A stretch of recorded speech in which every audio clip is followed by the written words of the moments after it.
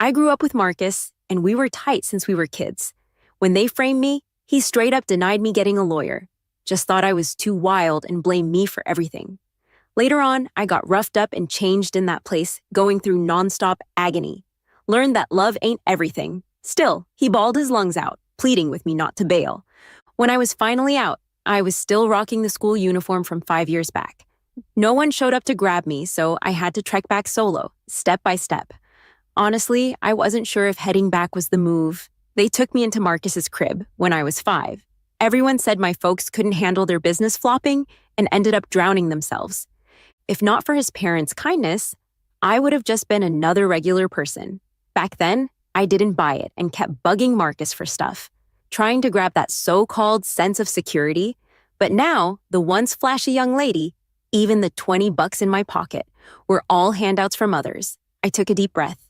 I walked into a corner store to grab a loaf of bread. The old me would never settle for that, even if the fridge had leftovers overnight. I wouldn't touch it. That's why Marcus's mom even set up a special cafeteria for me at school. But now, staring at the bread bag the cashier was about to scan, I couldn't help but grin bitterly. We just took all the cash and there was no change in bills. "Can you pay with your phone?" He glanced at my money, looking kinda awkward, but I was clueless. "Pay with my phone?" I used to have one, but I always paid cash or with my card. Can people even pay with phones now? I felt awkward and didn't know how to explain. No phone, no clue on scanning codes. My pride, deeply ingrained, made my face burn, and I stood there, frozen.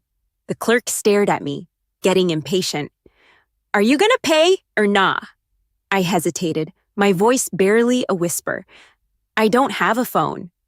I stalled, my voice almost inaudible. "I don't have a phone." It was like a mosquito buzzing.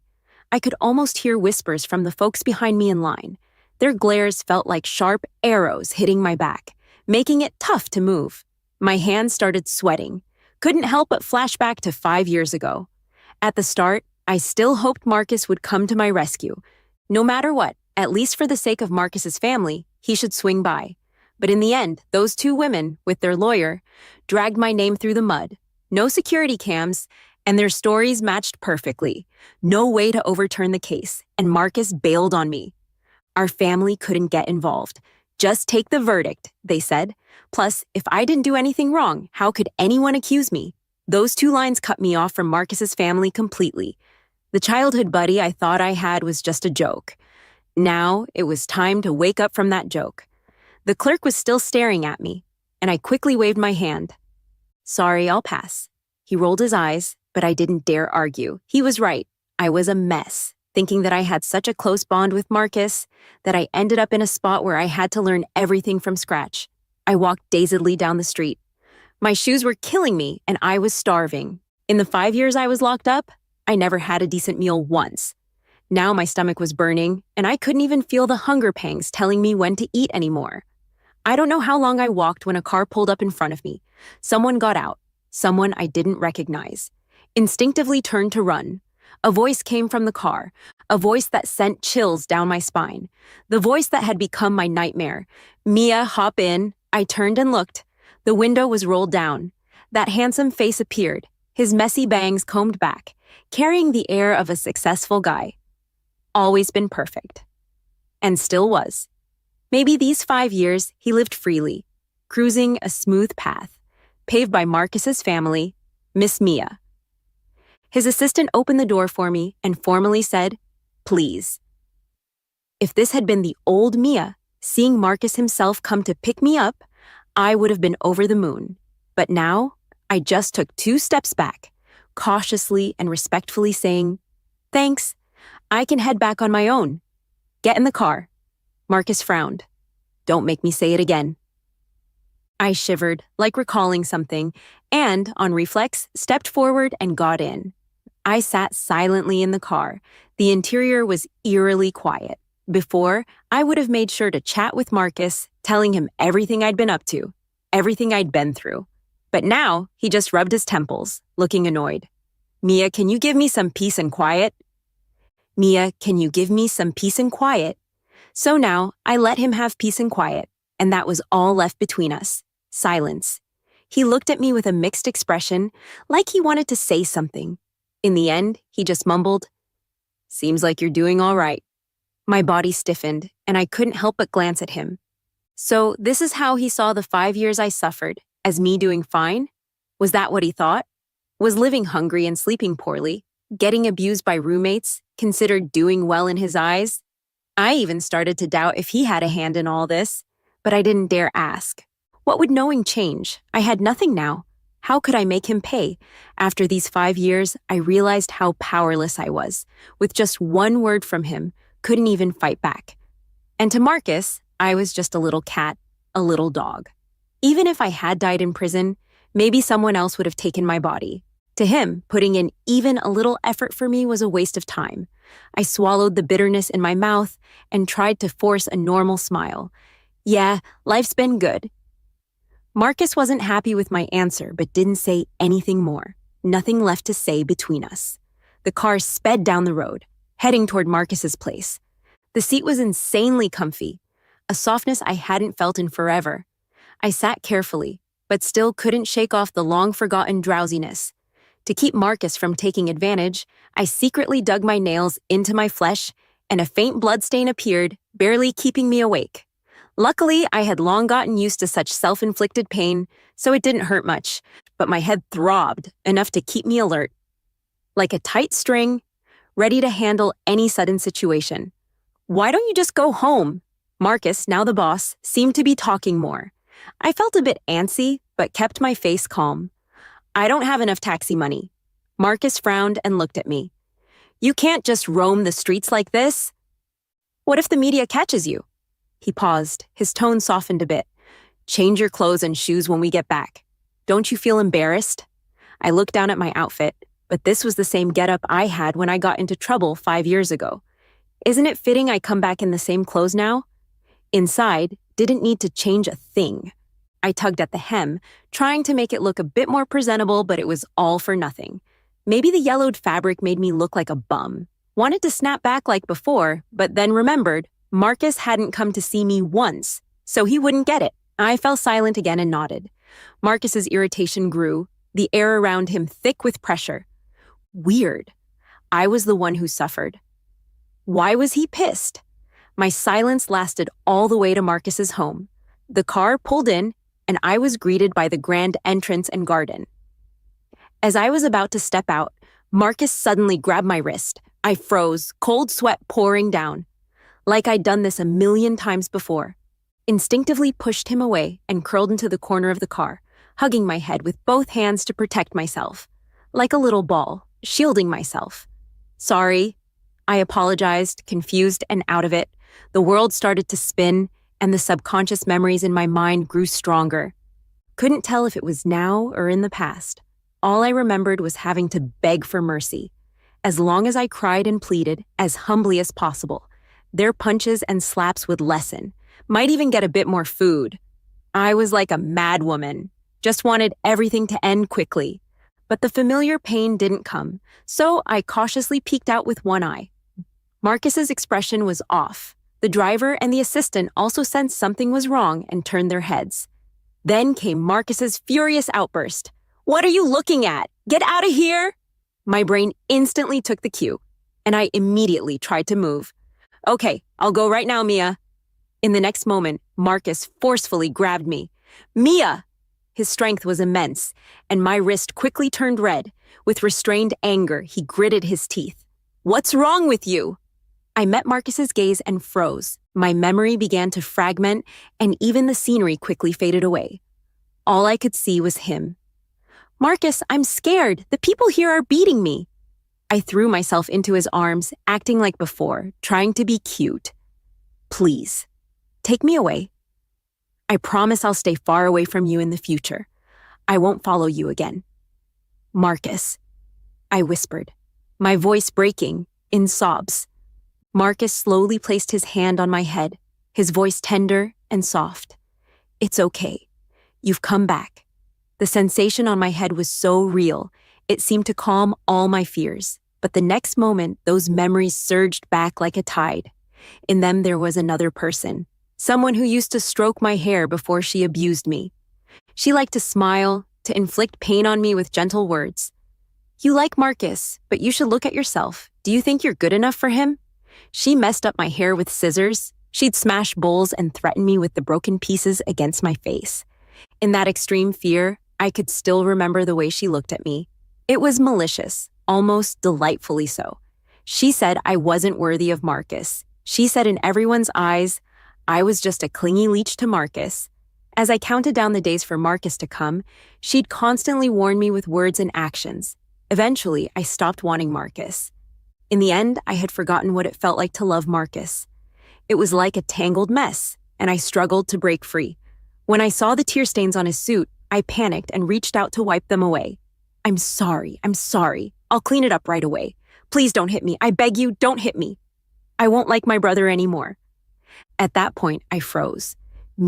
I won't like my brother anymore. At that point, I froze, as if trapped in some strange loop. No, wait, I mean Marcus. I won't call him brother anymore. He's Marcus, someone I could never reach. The sharp sounds of shouting and laughing from those days echoed in my ears. Like restless ghosts, seemed like I could hear them wherever I went. Like restless ghosts, seemed like I could hear them wherever I went. The emotional turmoil was too much, and I passed out. When I woke up again, I was in a familiar room. I immediately sat up, only to realize the room was empty. Outside, I could faintly hear the sound of fury coming from Marcus's study. He was on the phone, speaking loudly. What kind of life has she been living in prison? I didn't know what the other person had answered, but Marcus's expression changed, as if he'd been choked. Then he tightly gripped the pen. His joints were white, veins bulging. I told you not to care, but that doesn't mean people can bully her. If this happens again, you can forget about being a lawyer. I quietly left saying nothing. He could have helped me, but he did nothing. He was cool with sending me inside, and he was also cool with living his life outside. I became more and more sure, to Marcus, I really didn't matter. After I got back to my room, the nanny, Rosa, came in with a bowl, her expression not too friendly. She never liked me being around Marcus, and now, seeing me in such a fallen state, she straightened her back even more.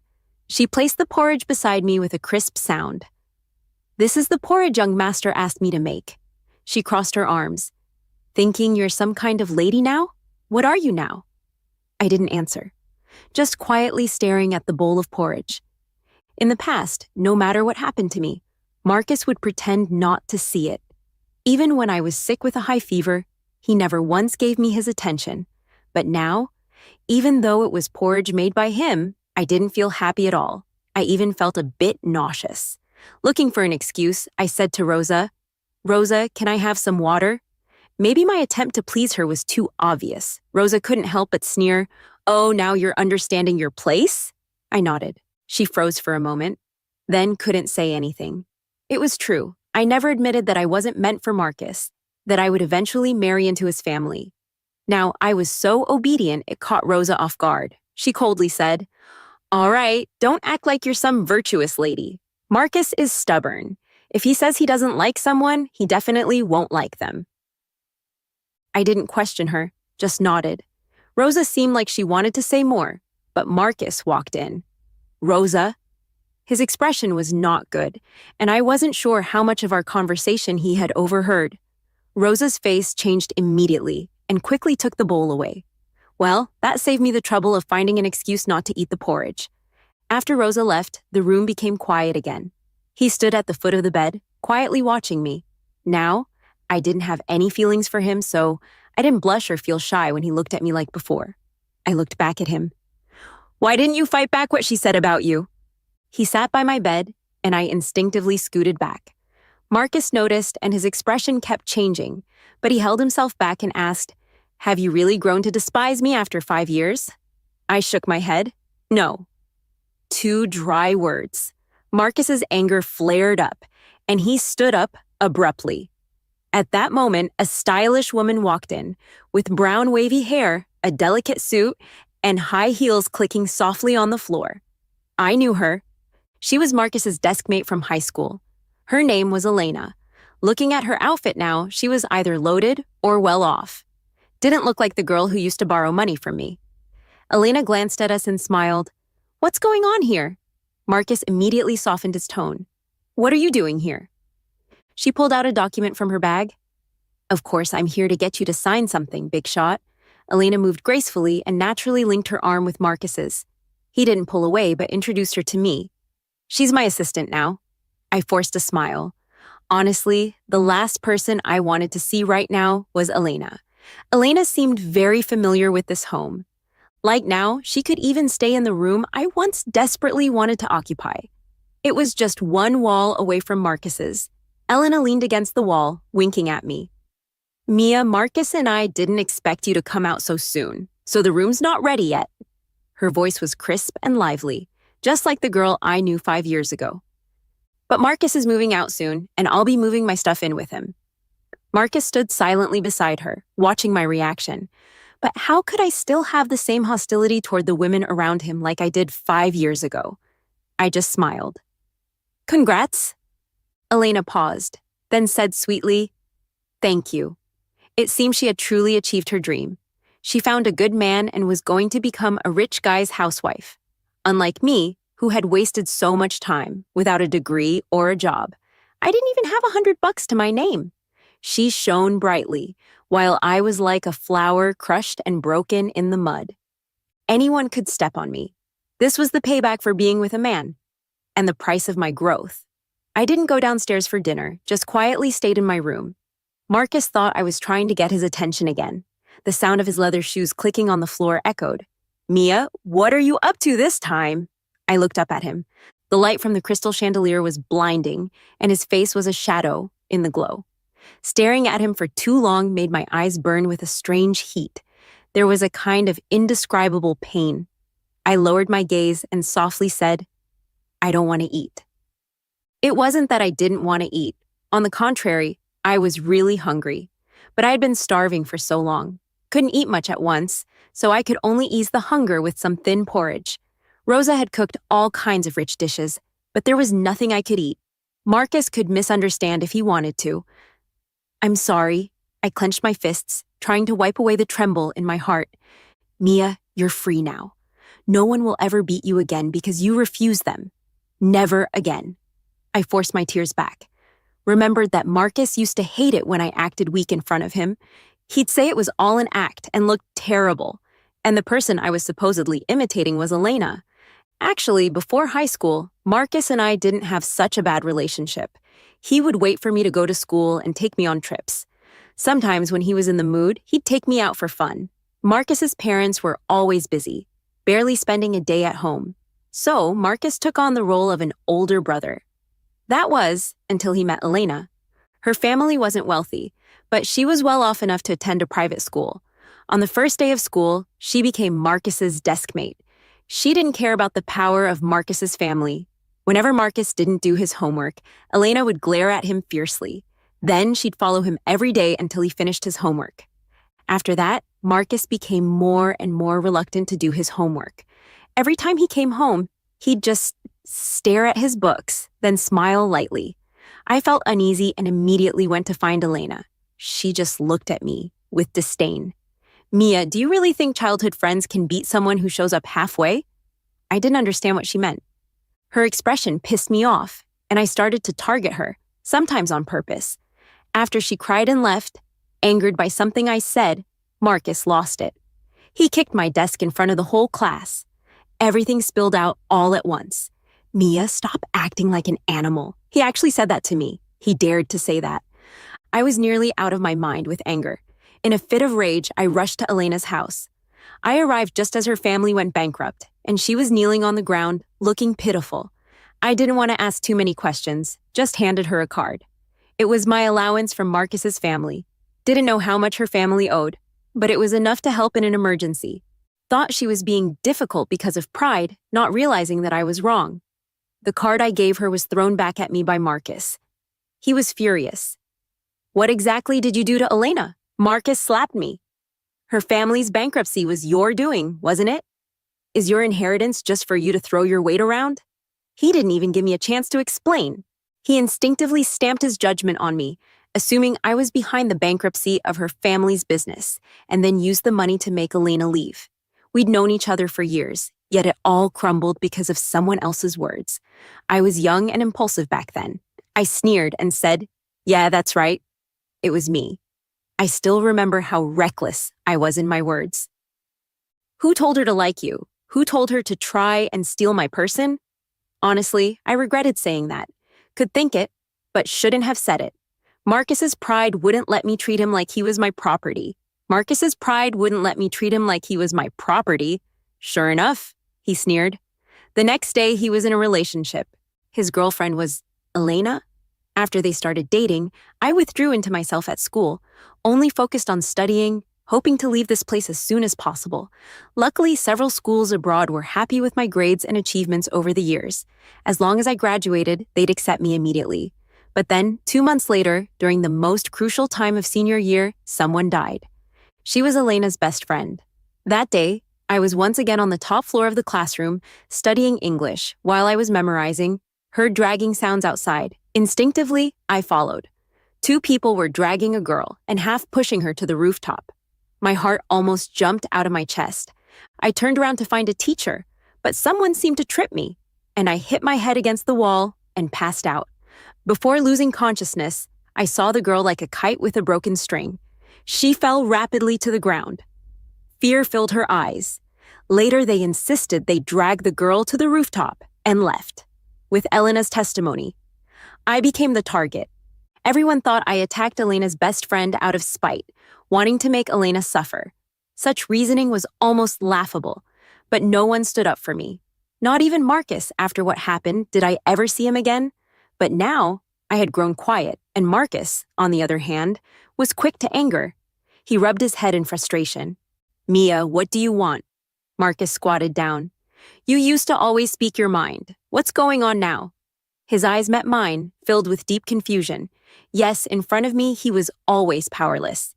Because he didn't want to think too much? I was always able to handle my emotions and face him. It was as if he didn't need to think about me at all.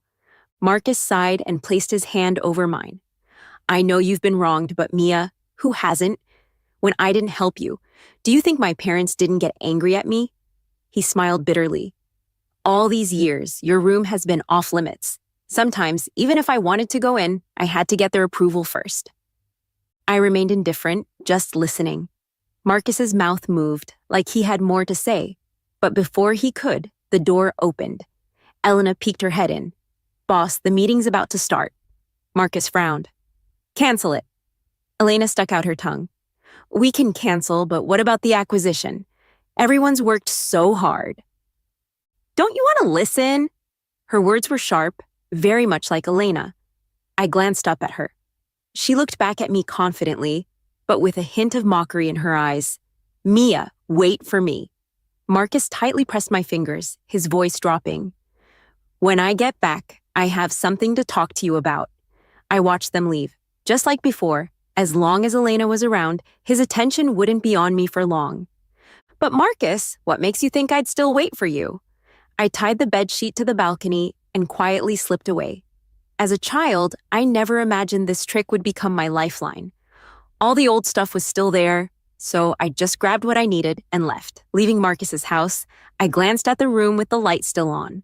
Marcus hadn't changed, and he probably wouldn't notice I was gone for a while, didn't care whether the light in that room was on or off. I quickly slipped on my house slippers and ran as fast as I could. The old wound still throbbed faintly, but I didn't care. To my surprise, not 10 minutes later, I was spotted. "Mia?" He got out of the car, wearing nothing but a casual t-shirt. His messy bangs covered his forehead, giving him a boyish charm. I resigned myself and said, "Long time no see, Leo." He was my desk mate in middle school, but he transferred abroad in the second year. But now wasn't the time to catch up. I grabbed him and asked, "Can you take me to the bus station?" He didn't get it, but still agreed. Just like in middle school, not understanding my behavior, but still following me like a little sidekick. In the car, Leo kept asking me why I was heading to the station so late.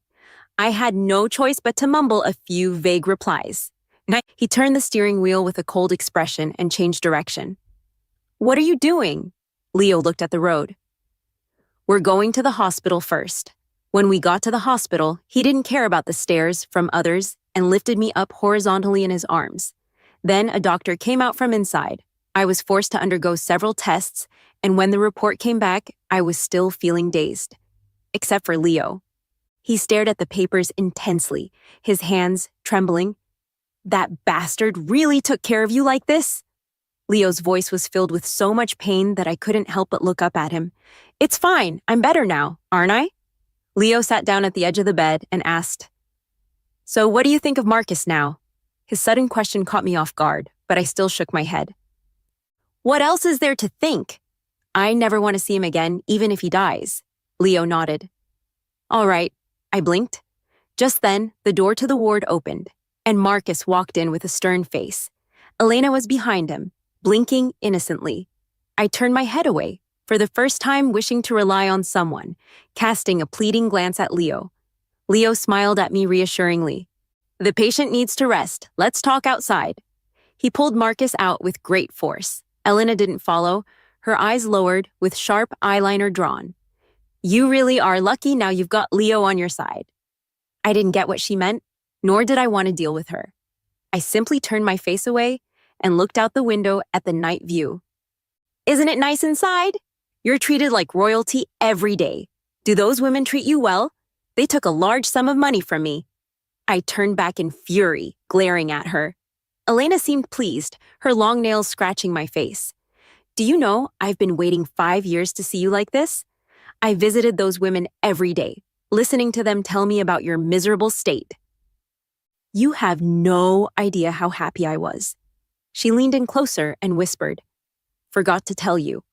A lot of what happened was something I taught them to do. As long as it's not discovered, you can endure even more." Elena's face twisted with malicious glee, and without a doubt, if we weren't in a hospital, she would have been happy to tear my face apart and rip me to shreds. But right now, I wanted her to experience the same pain I once did. But how could I do that? She had money, status, and was Marcus's beloved girlfriend. And I had nothing. Only my life. A string inside my mind seemed to snap. Why? Why was this happening? Why could the abusers roam free while I had to endure all this pain? Could I never escape? Then let's die together. It felt like I had to endure all this pain. Could I never escape? Then let's die together. It felt like I had received some sort of signal. I ripped the foreneedle out of my arm and gripped Elena's neck with both hands. She seemed not to realize I could be this crazy and immediately started waving her hands to pull me off. I grabbed her by the hair, dragging her like a dead body. I opened the window, and a cold wind rushed toward my face. That was my freedom. We were still rescued in time. Marcus was the first to notice something was wrong. By the time he rushed in, I was expressionless, almost throwing Elena out the window. Half of her body was already hanging outside. She looked just like that girl, with the same terrified expression, but Elena was already hanging outside. She looked just like that girl, with the same terrified expression, but Elena was even more scared. Marcus grabbed Elena's hand while forcefully pushing me away. "Mia, you've really lost it." I was thrown to the ground, staring up at Marcus with blank eyes as he stood towering over me. 5 years ago, you caused harm to someone, and now you're doing it again?" His eyes were filled with disappointment. Marcus hadn't changed.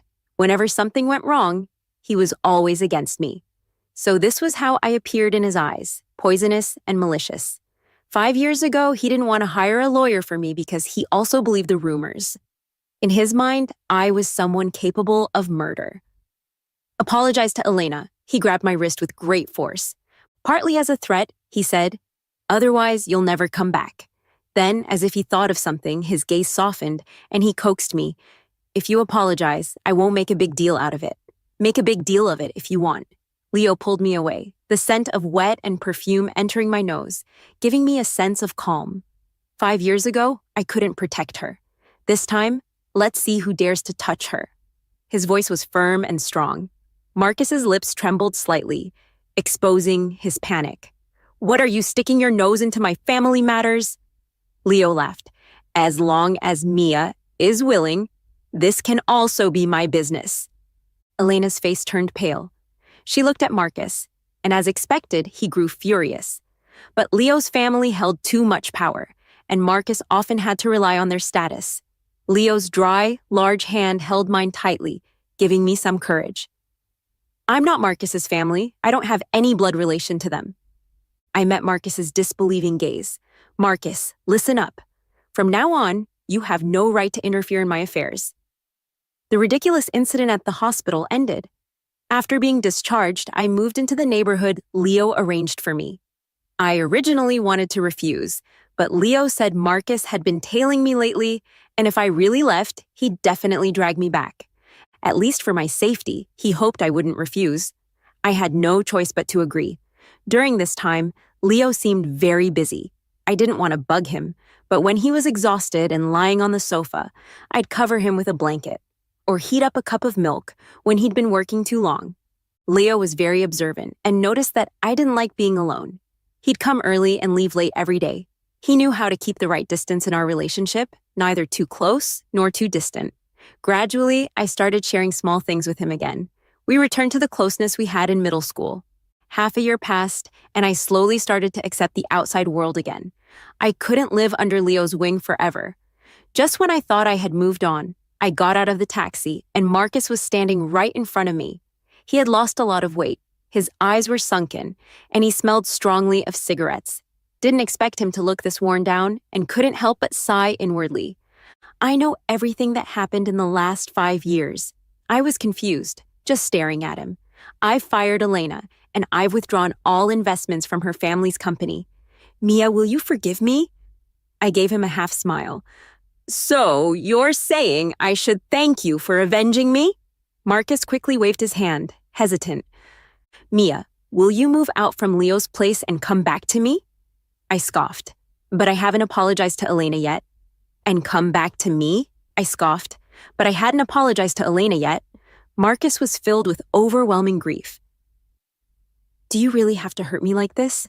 You weren't like this before. I smiled. Exactly, Marcus.